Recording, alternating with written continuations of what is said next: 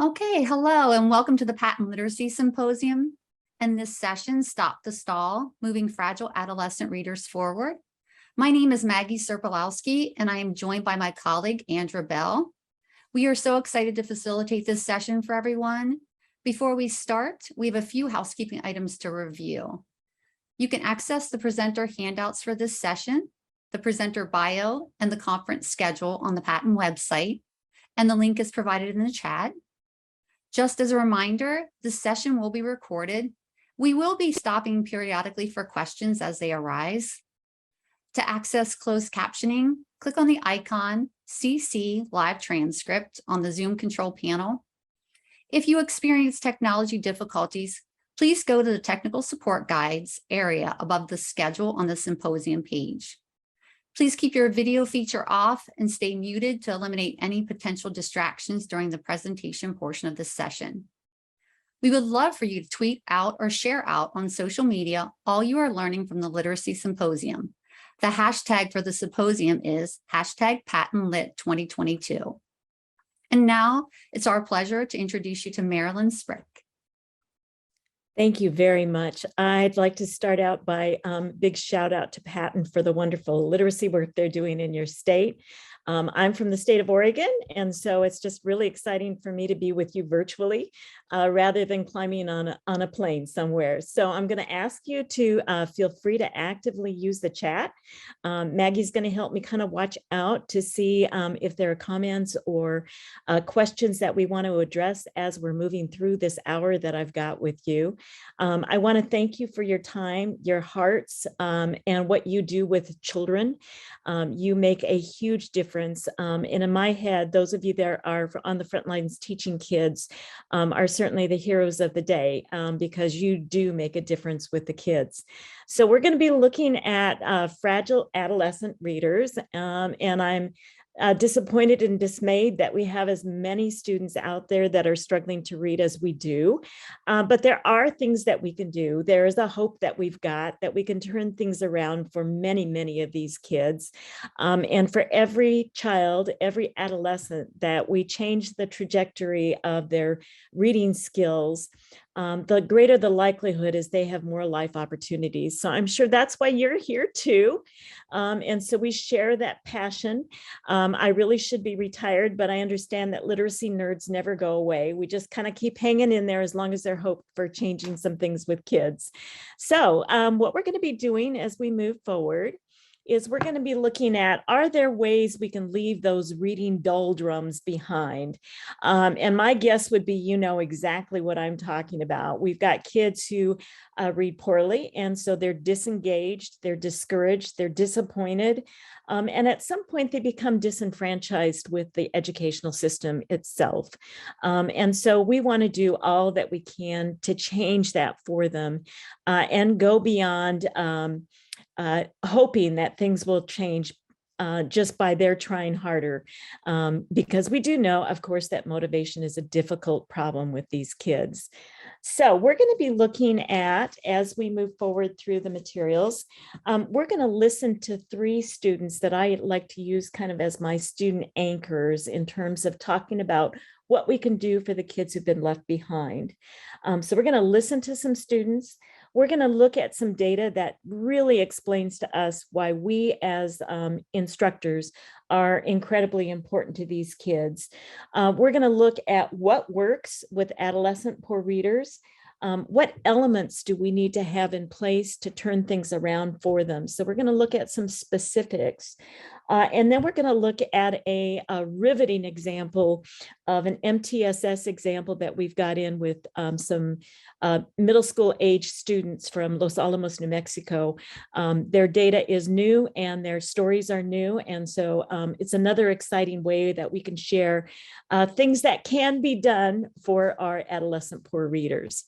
So moving forward from that, and again, you will be having access to the PowerPoint slides in a PDF format. My apologies. We tried putting a link in, and we had checked it, but checked it with people that had access to the link. So rather than start late, we're going to go ahead and make that available to you after this session with Patton's organization that they've got.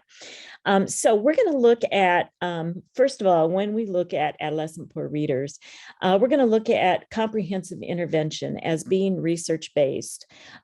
Researchers are interesting, and research is very expensive to do. But what we know is that typically what we've got word recognition research for adolescent poor readers. We've got fluency research. We've got vocabulary research. We know that our kids need to be actively engaged in order to get comprehension. We know that motivation is an issue for our students. And we know that now more and more from the cognitive psychs that we need content knowledge. We have targeted interventions that look at just word recognition, just fluency, just vocabulary, and so on.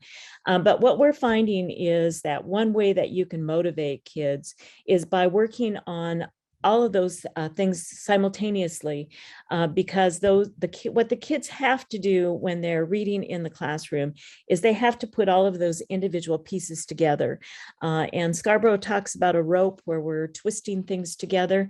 And by the time the kids are adolescents, what we want to do is show them how that interweave works. And what we're finding is that the kids rise to the occasion. So we'll show you how that works. So we're going to look at the elements that are in this graphic display as we move through the time that I've got with you. One of the things that we're going to start talking about is when we talk about word recognition and fluency, that is a huge issue for our kids who are struggling with us.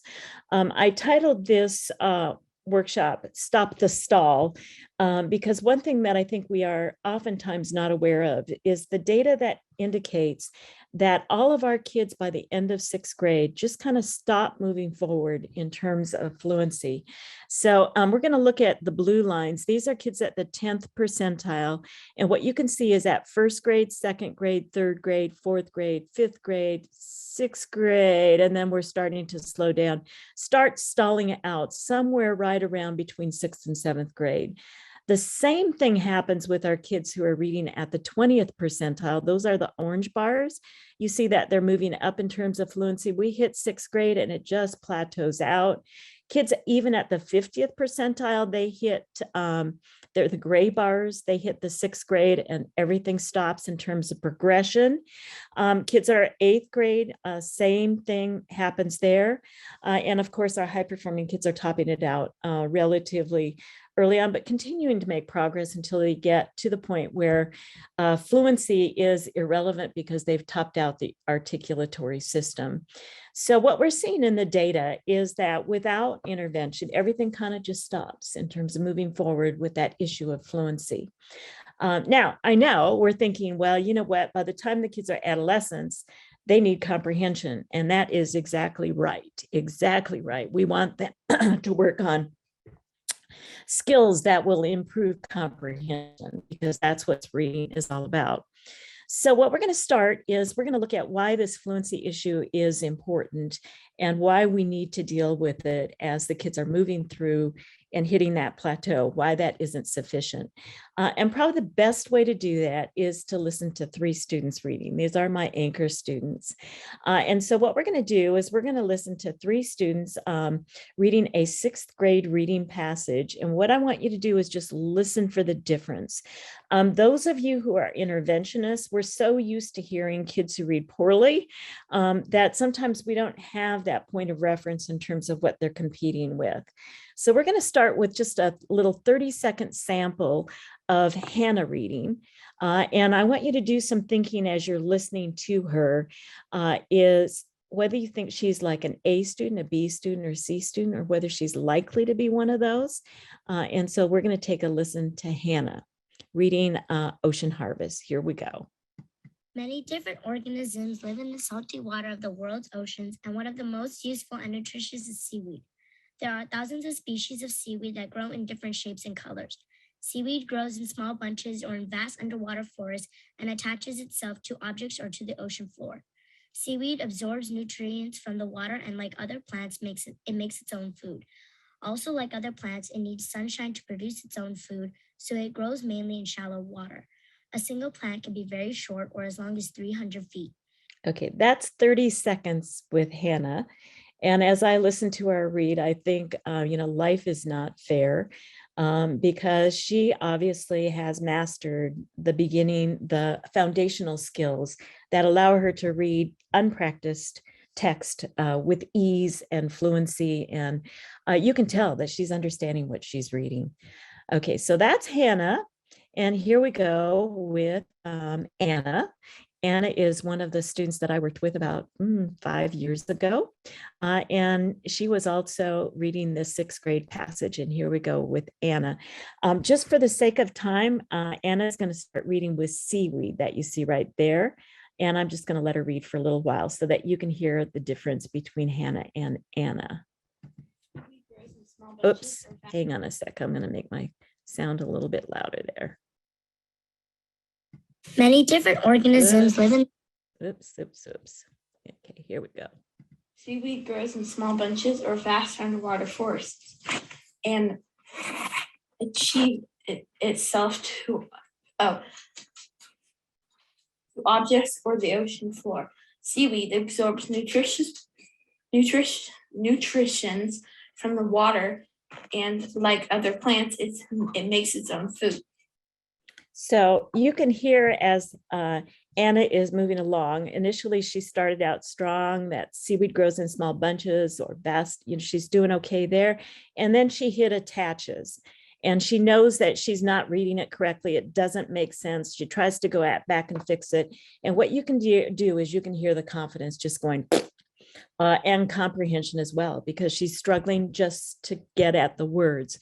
The kids describe this as stuttering when you're reading, and they get very embarrassed when they're reading in front of their peers, whether they're in peer partners or in front of their entire class.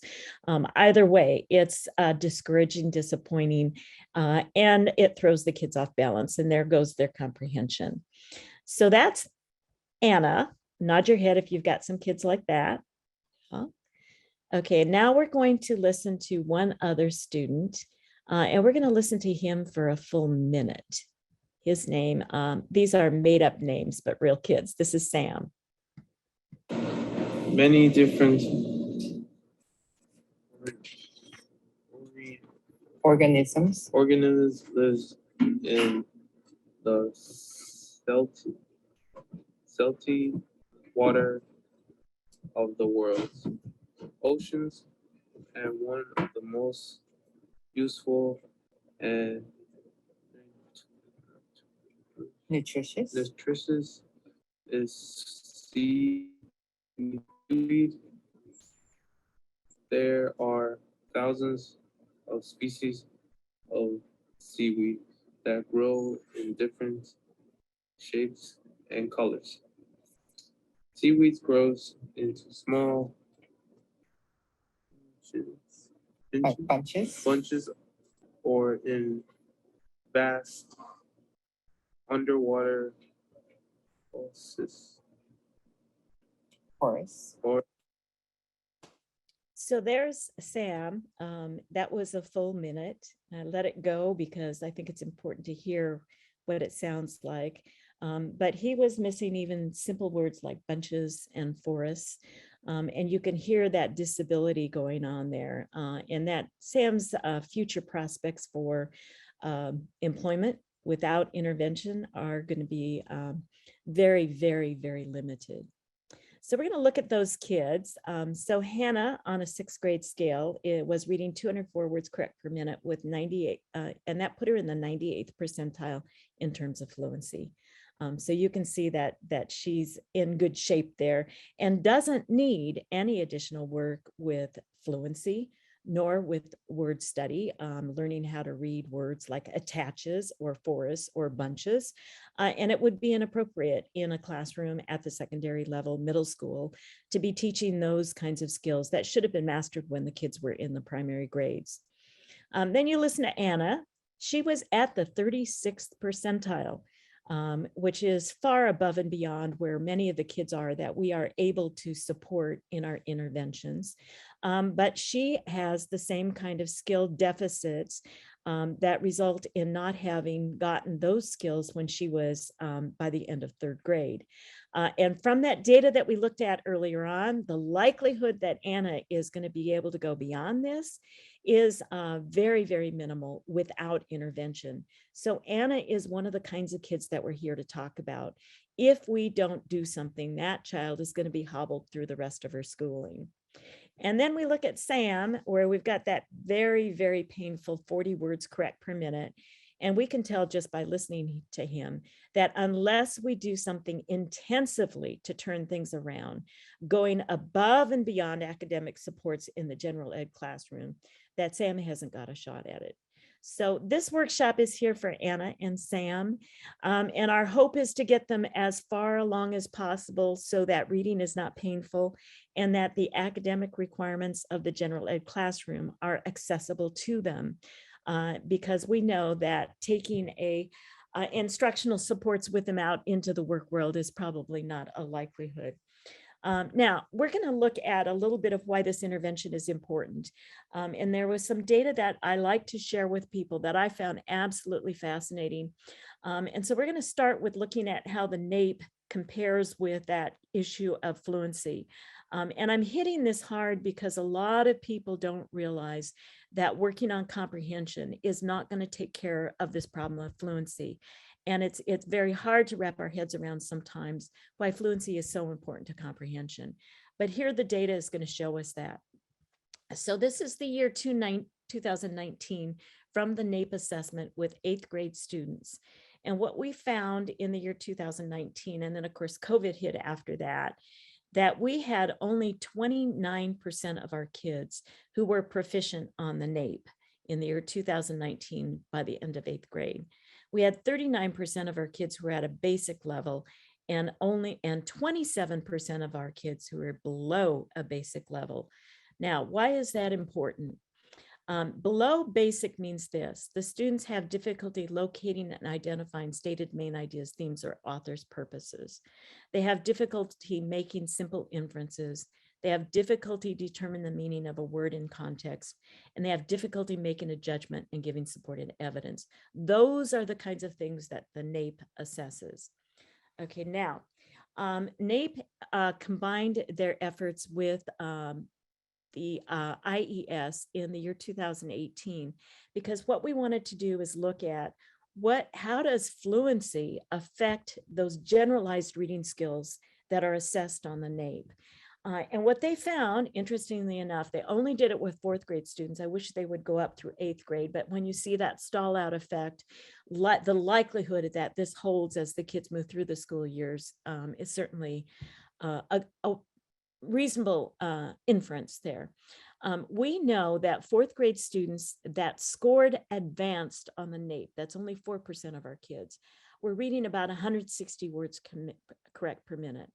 Students who were proficient at a 4th grade level were reading 142 words correct per minute, and kids who were at a basic level were reading about 123 words correct per minute.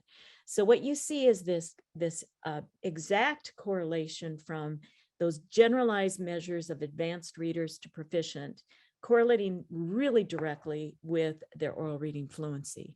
To me, amazing.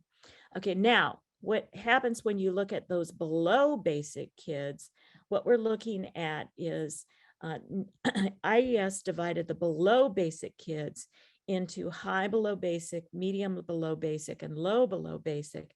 And they found even within that category, there's this cascading downward effect from 108 words correct per minute for the high below basic, 95 words correct for the medium below basic. And now we're talking with the low kids being, the lowest kids being 71 words correct per minute. So you can see that Sam, who was reading 40 words correct per minute, that his reading at about the first percentile makes sense. Anna reading 115 words correct per minute, you know, she's down below also, and so at risk even though the likelihood of getting her help is not in most populations in schools, except for the fact that in Pennsylvania, you are working so hard on MTSS and moving that into the secondary level. That's really exciting because we have the opportunity of changing this for kids. Now, the reason this is important is it translates to what's going to happen with adults. We know that 14% of our adult population reads below basic level. That translates to 30 million people aged 16 to 65. We also know that while we have 14% of the adult population who reads below a basic level, that translates to 70% of the prison population. So that data alone tells me how important you are in making sure that our kids get the literacy they need to be successful as adults. So those are all important things. And again, I think the reason that you're here. So we're going to look at what we can do about this while the kids are still with us in the school years. We do know this, it doesn't get better with try harder. If it did, that data would keep going up as the kids are moving beyond 6th grade. We do know, and we have evidence, that it does get better if we follow the science of reading and if we follow the science of behavior. And I like to merge those two things together because probably the most common thing I hear about difficulties with high-risk readers as adolescents is they're not motivated. And that has to do with behavior. We don't have 4 days to talk about all of those different things, so we're going to do it the fast way. But those are the things that we need to pay attention to when we are trying to help those adolescent kids out of the reading doldrums and into confident reading and motivated reading. So what we're going to do is we are talking about multi-tiered systems of support for older students. Very quickly, we're going to look at school-wide. We want to be doing things with tiered systems of support. We want those to filter into the classroom. And now with our Annas and with our Sams, what we want to do is look at intensive small group interventions, which means having a dedicated period where we can deliver to them the skills that our Hannahs of the world no longer need us to be doing in our Gen Ed's ELA classes, social studies, and science. So we're going to look at intensifying instruction on those skills the kids need. So we're going to look at small group tier 2 and tier 3. We want to have very few kids who need one-to-one instruction, although those are the kids that I'm taking on at this point in my career because I always learn something from those who are most at risk. We're going to suggest that you need a curriculum that provides systematic instruction so that when we pull kids out for small group instruction, we can guarantee that we're not taking them out of Gen Ed courses in order to give them something that doesn't work. And as long as we are building and creating and inventing things on our own, we can't guarantee that the kids are going to make the amount of progress that they need to start catching up. We're going to look at instruction as being integration of explicit instruction and positive behavior supports. And I've of a mind that then creates also social emotional health for our kids. And then finally, we're also going to be looking at the importance of delivering mastery-based, curriculum-based instruction, which means that we need internal assessments as the kids are moving through our intensive intervention. And we're also going to look at external measures to make sure that what we're doing is worth the time and effort. Okay, now we're going to put all of those things together in a nutshell. And so what we're going to do is first start out again with another kiddo so that we can hear the difference in what we ought to be able to do with kids if we're doing those things that were in the graph that I presented to you just now. And so what we're doing is we are looking at, this is Sam, and he is a 5th grade student who was not identified as special ed. And what you're going to do is hear him reading a little screener that he has not read before. He was pre-taught the word Mesopotamia. Again, for time, what I'm going to do is start where the arrow is and let you hear what Sam sounded like before instruction started. And then we're going to look at what he sounded like afterwards and the elements that we know work to get a child there. The people of Mesopotamia Mesopotamia were the first to invent the wheel first wheels were used by potters. Years later, people learned how to use wheels on carts that were pulled by animals. The people of Mesopotamia were also the first to invent the writing system. They used writing to keep records of what they sold. So Sam is a reader. He's just a poor reader. So you can hear him kind of struggling as he reads through. And that's reflected in 80 words correct per minute. So we know Hannah at 115 was at the 36th percentile. So he's reading in that bottom third of our kids. Okay, so that's Sam. Now, as we are moving forward with those intensified interventions and pulling kids into small group interventions, we said we want to make sure that what we're doing with the kids work. I've got some testimonials from some kids out of Shaler Middle School in your area of the world, Pennsylvania. And one of the things the kids said is, I've been in other intervention programs, but they didn't work.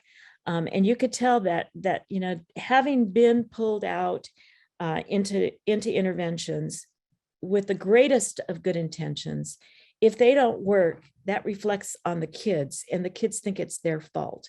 There's something wrong with me. Maybe my mom dropped me on my head or something.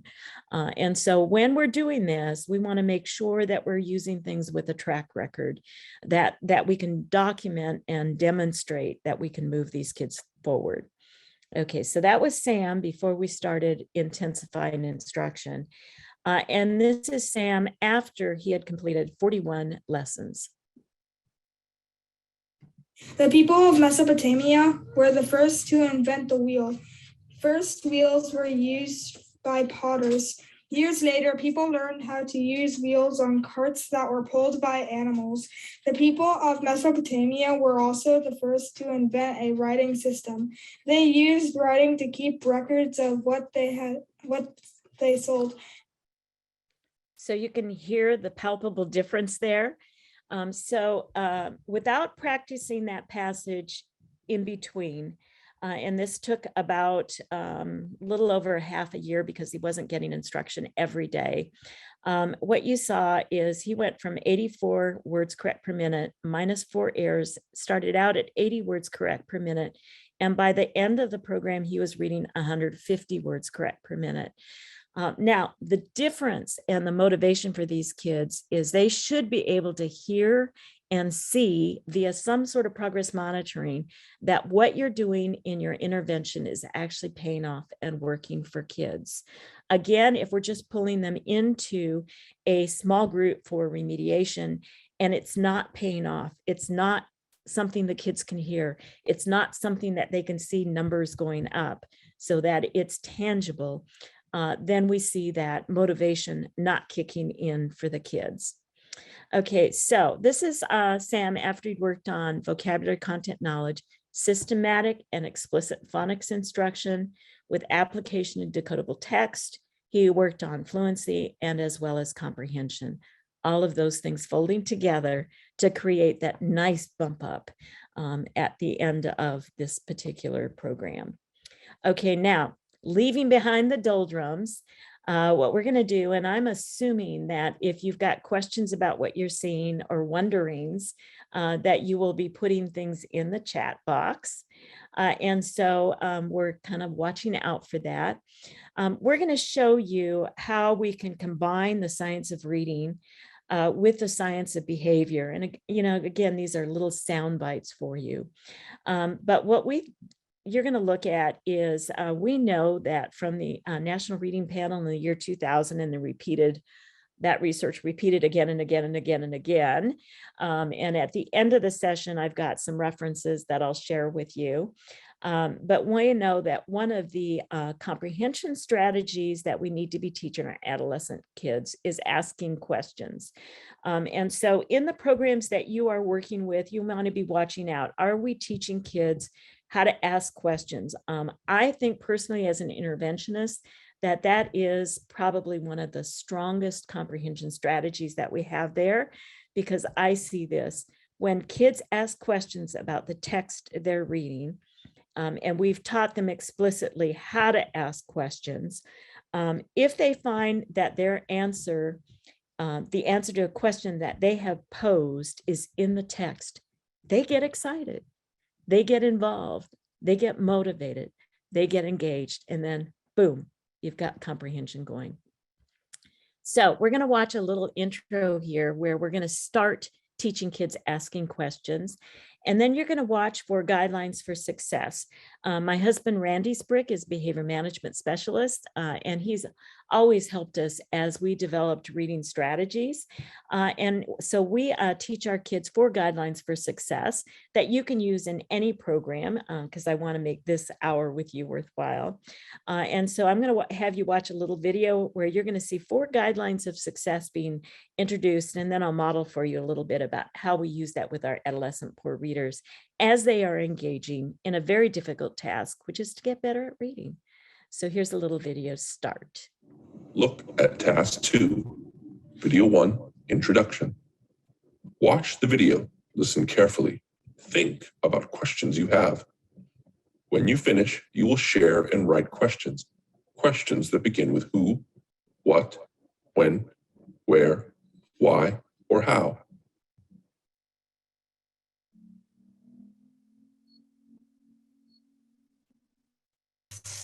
Welcome to the third quest parallel universe, where things are upside down and inside out. The parallel universe is a place where the unwise will become wise and the fearful bold.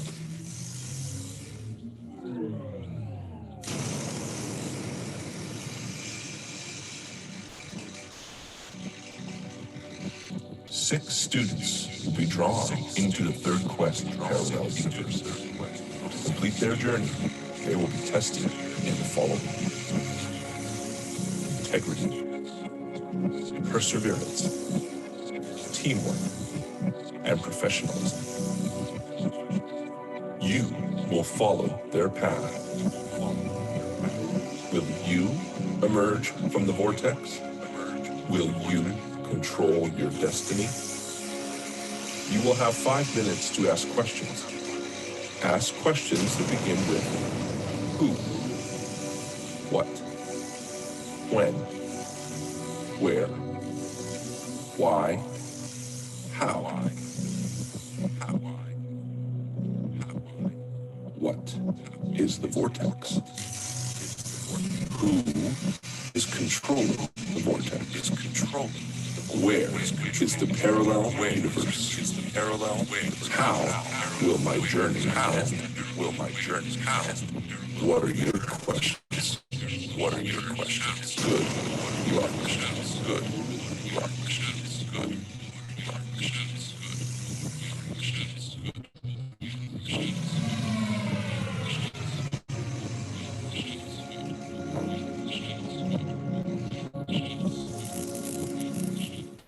So there we've got explicit instruction. We're modeling how to ask questions, and then we're going to put the kids into pairs and have them ask questions following that short little introduction there. So let's do this. I'm missing some interaction here. We've got almost 200 people here. I'm going to issue you a little challenge. I'd like you to, having watched that video, type in questions in the chat box following that video that you might have if you were a student. And we'll just wait till we get a couple of questions in that chat box. We're looking for the bold and the unfearful. We're looking for the unwise becoming wise. And we're looking for just a few questions in the chat box following that introduction there.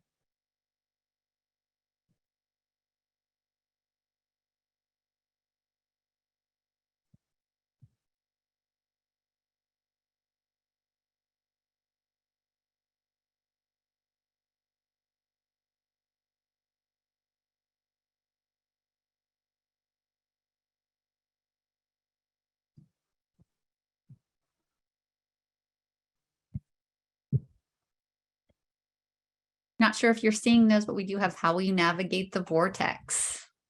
How often does this occur?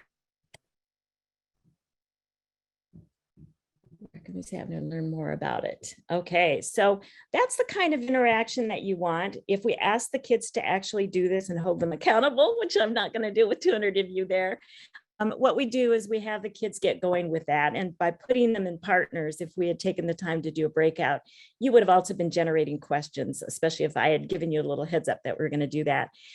So we also are starting them on asking questions starts at the very beginning of instruction. That's something that you can do as well. I see from Shannon, she's asking, how is the parallel universe different from the third quest? Shannon, it follows the same sequence as the third quest. It's half as long and it's directed by video with the teacher interacting with the video. And the word parallel means that it is exactly parallel in terms of sequencing with the kids, new stories and so on. Yeah. Okay, now with the science of behavior, we're going to teach the kids 4 words. You heard them in the video: perseverance, integrity, professionalism, and teamwork. And so those are the skills that if the kids can and work towards those kinds of guidelines for success, we are also not only in our reading programs, but we're also teaching them skills that they can transport into other classrooms. And we're also teaching them goals and objectives that will transport into the world of work. And of course, that's what we're looking for. So we end our lessons a lot of times with put one finger up if you persevered. And by the end of today, you're going to be asking yourselves that after you've been through the symposium all day. You're going to ask yourself, did you demonstrate professionalism by thinking actively about what you were listening to and watching as you were engaging in these symposiums that have been put together? We're going to ask if you demonstrated teamwork by going back and talking with your colleagues about what you've learned. And then we're going to ask if you've graded yourself with integrity with a 4th point. And so those are all things that we're going to integrate into our remediation, things that you can do with any program that you're using. Okay, now we're also going to say that as we intensify instruction with the kids who score like our Anna did, or like our Sam did, that we need to go back and do systematic and explicit instruction with systematic review of the foundational phonics skills that these kids did not learn to employ efficiently when they were in 1st, 2nd, and 3rd grade. And we're going to start out with that idea of we're going to do some silly things, but it's no sillier than a football player doing jumping jacks. And so this is the way our instruction is going to look. And it's going to seem babyish. And we see a lot of secondary folks who say, you know, our kids are not going to want to do that. But I'm going to share with you some things at the end of this hour I've got with you that may change the way you think about doing silly, easy things with secondary kids. So here is a sample of going back and reteaching the vowels for the kids, because that's what they're missing. Look at task 3, word study warm-up. You will build mental muscles. It will seem silly, but no sillier than a big football player doing jumping jacks. Simple? Yes. Then push yourself. Stay accurate and work for speed. Touch A sounds, row 1. Listen and follow along in your logbook. As in ant, at, am, an, and. Now read that same row with the teacher. As in ant, at, am, an, and. So there you go with some really simple exercises with the kids. And what we're going to do is we're going to model it. Then we're going to have the kids say it with us. And then we're going to have the kids do it on their own. And they're going to actually tally their practice. We found, and you can use this as well, that if you have kids, counting the number of times they're practicing things, it gives them a reason for doing the practice. And so that's perseverance for you. That's one of the guidelines that we're going to be working on. And as the kids tally their practice, we're going to ask if they did it with integrity. We're going to see if we worked on teamwork. And we're also going to see if we worked on professionalism by doing something that looks silly, sounds silly, but is like a professional football player doing jumping jacks. So we're going to do that with systematic review. We're also going to work on repeated practice, which a lot of our students do not like because it feels babyish to them. And a lot of our kids who have reading difficulties really just don't like repetition. And so we have to do it in ways that gets their excitement going. And we're going to start with really, really simple everyday word study lessons that then proceed as the kids move forward. And so what we're looking at is starting out with single syllable words, eat, and then progressing to, once we've learned more advanced skills, employing those very simple single syllable words in multisyllabic words. So once we've got the silent E, we can read educate, congratulate, describe, and so on. And the way the lessons are going to look, those of you that have been with me for Third Quest before, this is going to look familiar. But what we're going to do, even with groups of kids, we're going to do some just drill and practice as quickly as we can to move forward with building automaticity and teaching the kids even that word automaticity. Okay, we're going to do it just a little bit faster. So we're going to do it like this. Race, race, race, trace, trace, trace, face, face, face, place, place, place, pause, health, wealth. You can do it, right? All right, automaticity. Here we go. It's race, race, race, trace, trace, trace, face, face, face, place, place, place. Oh, I'm sorry. I goofed. Pause. Health, wealth. My fault. Next one. Next row. Here we go. It's head, head, head, red, red, red, bread, bread, bread, said, said, said. Pause. Which, switch. Okay, next one is all, small, small, small, tall, tall, tall, stall, stall, stall. Pause. Covered, hovered. Nice job. Blake, you get the top row. Okay, we're going to go to column 5. And what we're going to do is fingers up, and we're going to count the syllables. So we're going to do wealthy, wealthy. Got it? Okay, here we go. It's wealthy, wealthy, cradle, cradle, system, system, method, method, recursive, recursive, survival, survival. Nice job. And you know what? I'm not having to use my voice with you guys at all because you guys have got it. Okay, we're going to go to the whole words in column 6. So we're just going to read straight down. I'm going to count to 2. 1, 2. Wealthy. 1, 2. Cradle. 1, 2. System. 1, 2. Method. 1, 2. Ella, you get that column. Number 6. Wealthy, cradle, system, method, recursive, survival. Excellent job. Okay, we're going to read the phrases. So what you can see there is it's repeated practice, but what the kids are doing is they're learning that they can take pride in the fact that they are being able to do it without assistance. And that's what explicit instruction should be leading us towards, is we start out by modeling, but then we drop to it, just do it with me. And eventually the kids take great pride in, we don't need your help, we can do it without you. So that's the way our instruction is going to be moving forward. Again, regardless of what materials you're using, those are all things that we can employ as best practice in the programs that we're using.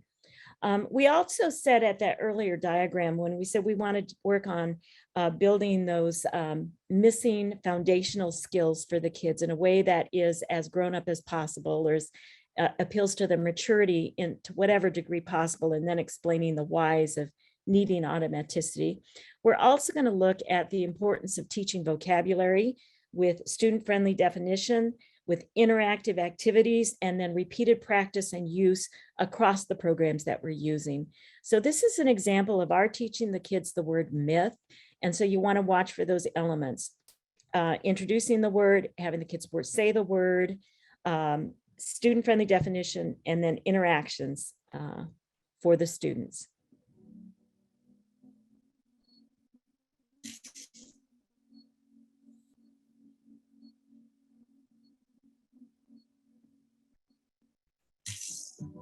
Go to page 110 in your logbook.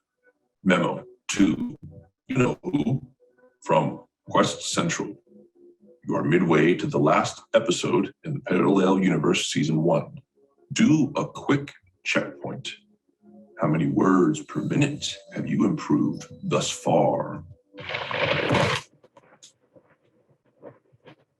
The gods and goddesses from an ancient civilization have mixed this lesson up. Today, you will start with vocabulary.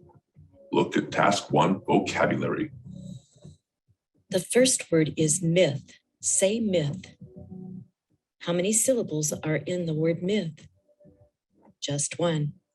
Look at the definition of myth. A myth is a story that teaches a lesson or explains why things happen. A myth tells of gods and goddesses and events that were once believed to be real. A myth is fiction. Look at the picture. Mesopotamia was the land between two rivers. Every year, the land flooded. People told stories about the gods to explain why the floods came. Those stories are called myths. Pause the video and discuss what a myth is. So there's that opportunity to pause the video, and we actually give people interactions that they can use with that. So let's see if I can back us up just a moment. Let's see if I can find it. So in this one, we're going to say to the kids, Mesopotamia was the land between two rivers. Every year the land flooded. People told stories about the gods and gods to explain why the floods came. These stories are called, and the kids use the word myths. Okay, now I'm going to have you, and I can't see you right now, but I'm going to trust you to do this. Then we're going to have the kids engage in a little bit of teamwork. A myth explains why something happens. So a myth is 1, a made-up story, or 2, based in science. And the kids can put 1 or 2 fingers up, and then we're going to have a nice rich discussion about that. The next word is mortality. So the kids are going to say the word, we're going to tell the kids the word is mortality. What's the word? And I can hear you say mortality. And now we're going to count the syllables in mortality. More, tal, T. And there we're combining our decoding practice with our vocabulary instruction. And the kids are going to actually then work on using the words mortality means death. And then they'll do that nice multiple choice example where we can talk about what is and what is not. So there's your positive and negative examples in a multiple choice format. Again, those are things that we're watching for in the intensified instruction that we're giving kids. Then we're also going to look at teaching the kids how their phonics instruction relates to the words that they're learning in their vocabulary. And so what you're going to see here is a little example where we're actually teaching the kids the is sound in myth is repeated in mystery, mystic, and so on. So here's an example of that.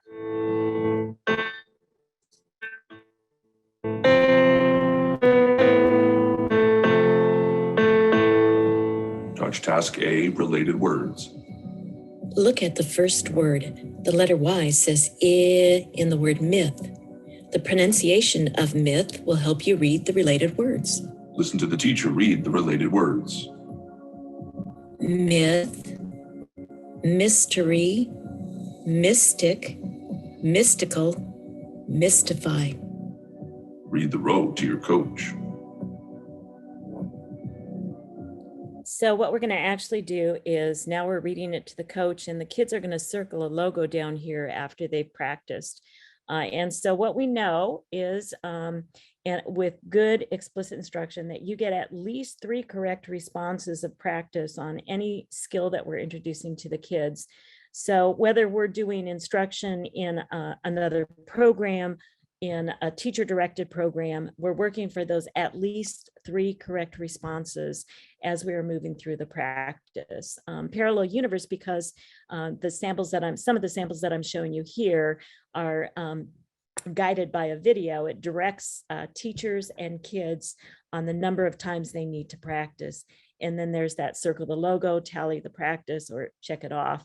That helps the kids quantify their practice. Okay, so I'm going to stop just for a moment.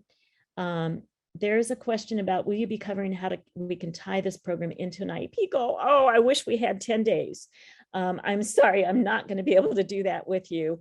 But the goals and objectives in most of your really explicit programs are laid out so that you can follow the sequencing and write those wonderful IEP goals with them. Another question here is for older students, would you suggest teaching the phonetic rules like why the Y is making a short vowel? Or are you just saying it's enough to tell them that it's a word in a short vowel I sound? Personally, I have not seen a lot of really good research on teaching kids rules.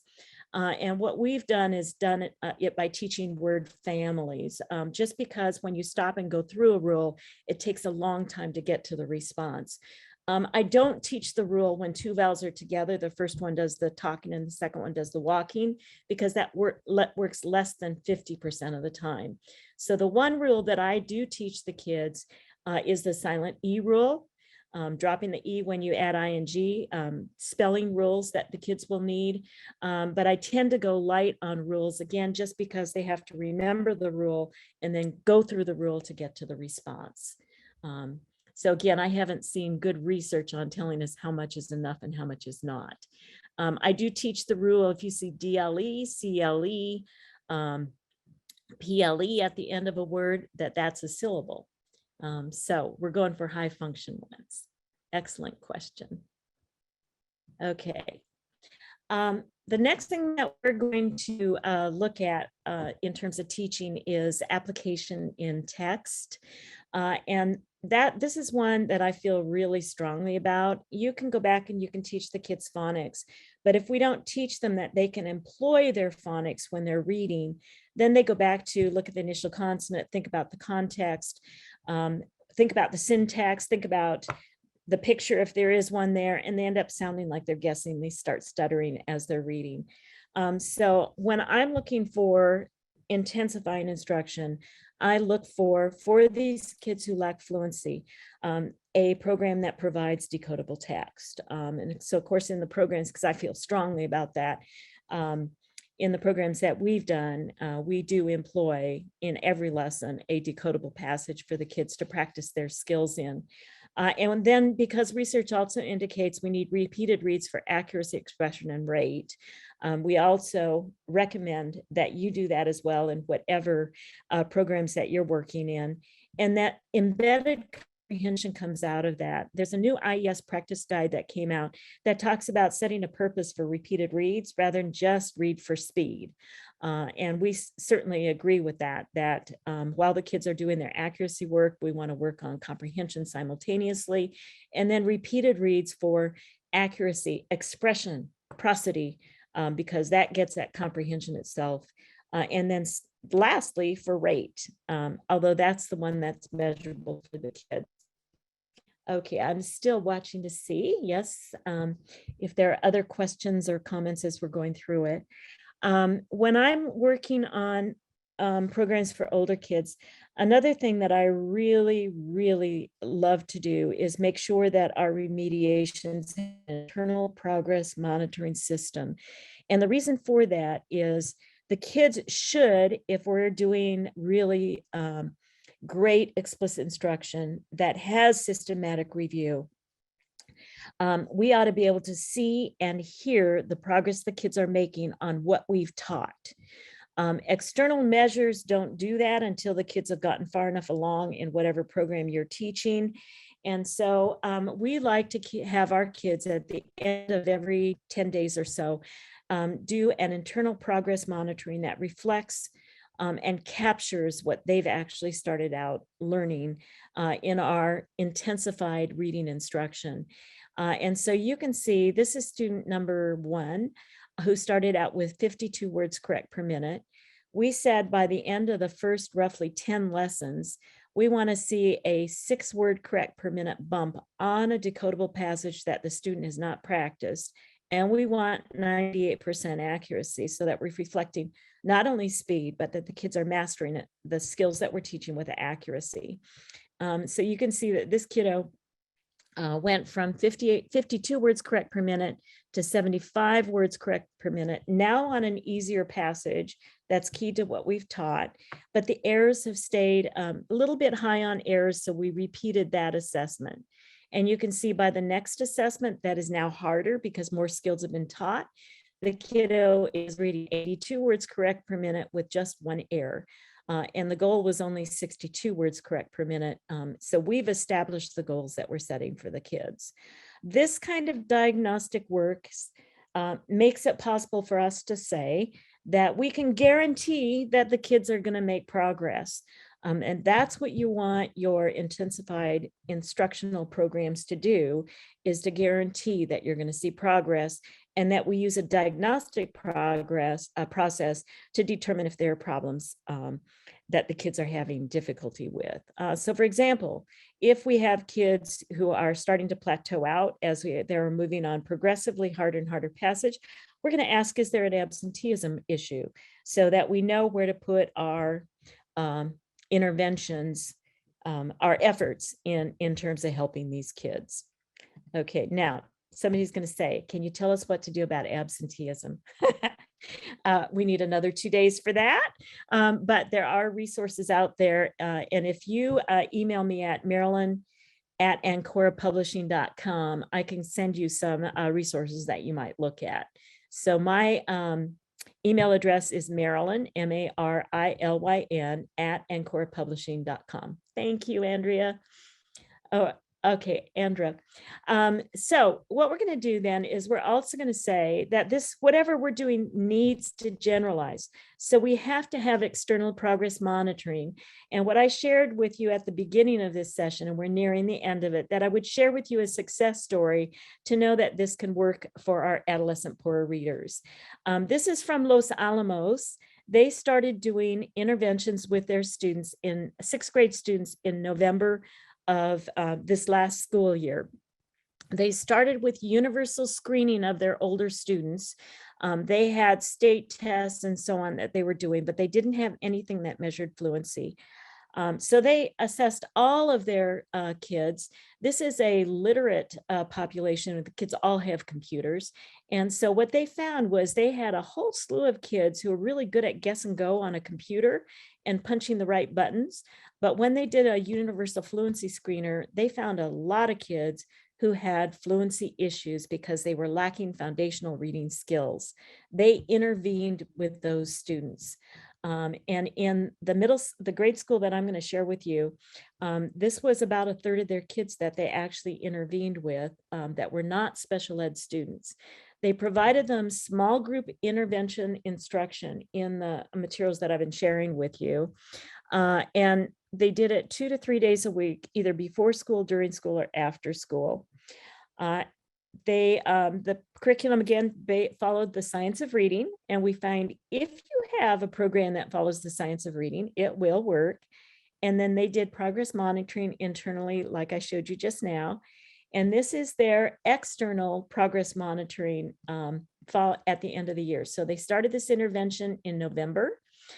This is a group of students that worked with Erin Cook. She is a 6th grade gen ed teacher who describes herself as an instructional warrior.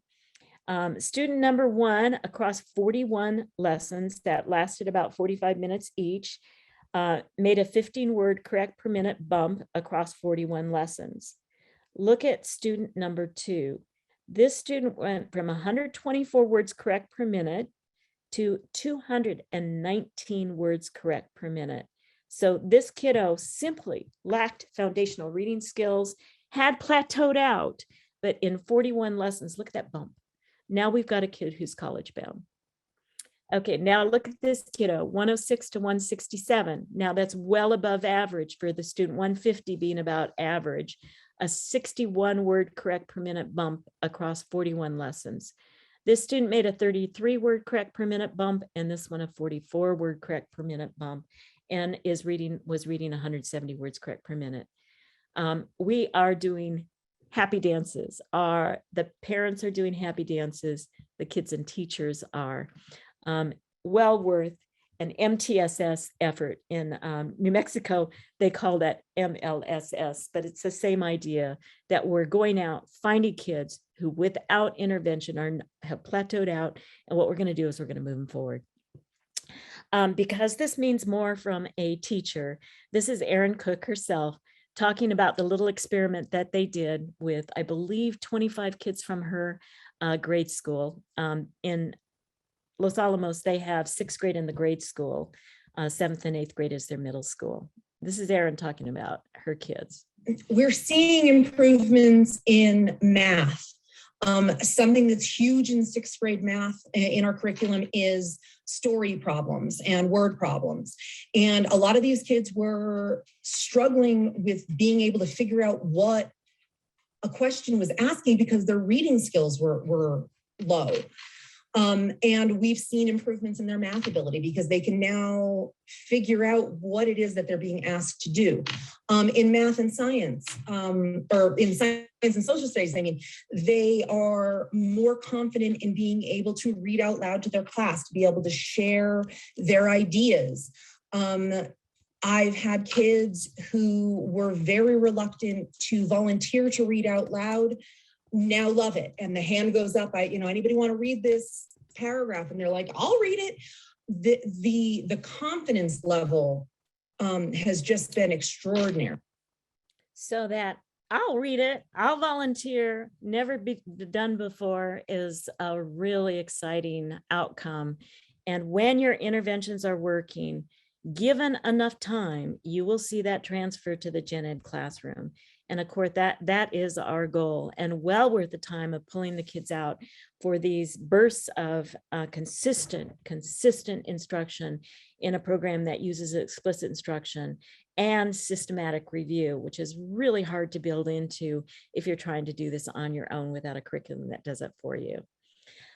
So I'm not here to sell you a specific program, but the notion is that we need something that is pre-programmed for you, because you should not be spending your evenings writing word lists and writing decodable passage so the kids can employ those skills and learn to use them as they're moving through.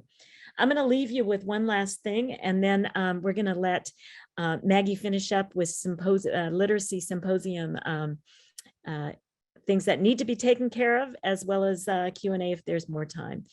So this is Erin, one last little bit with her, and then I'll turn it back over to Maggie and any questions that you've got. Okay. I had my reservations. I was really nervous. I was like, we're talking about 10, 11, 12-year-olds who are already reluctant readers. They've already got it in their heads that they hate reading. They're not good at it. And I was worried that I was going to get pushback from the students. What I found was the complete opposite. Every kid that I had in the program got something from it, and not just the reading. They did all show gains in their DIBELS scores, their grade level DIBELS. And about halfway through, while I was doing one of the checkpoints, I had asked a few of the kids that I had pretty good relationships with, what do you think about this program? Be honest with me.